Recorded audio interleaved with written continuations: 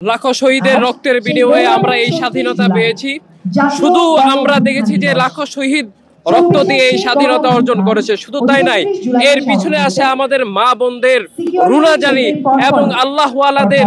আমরা দেখেছি যে ৫ই আগস্টের রাতে আমরা দেখেছি তারা তাহাজ্জুদ নামাজ পড়ে রাতে ঘুমাই নাই।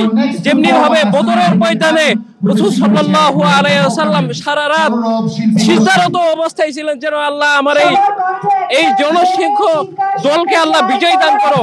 আমরা সেভাবে আমাদের হুজুরদেরকে, আমাদের ছাত্র ভাইদেরকে দেখেছি তারা সারা রাত তাহাজ্জুদ নামাজ পড়ে আল্লাহর কাছে দোয়া করেছে। সেই পরিস্থিতিতে আমরা আমাদের এই স্বাধীনতা অর্জন করেছি।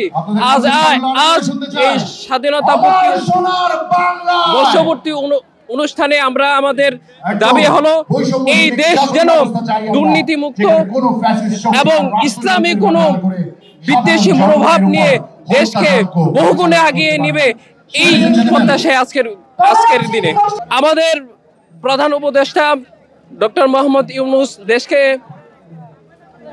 দায়িত্ব নেওয়ার পরে আমরা সর্বপ্রথম যে তার থেকে ফল পেয়েছি সেটা হলো ভারতীয় আগ্রাসন আমাদেরকে যে জঙ্গি রাষ্ট্র হিসেবে সারা বিশ্বে প্রচার করতে চেয়েছিল,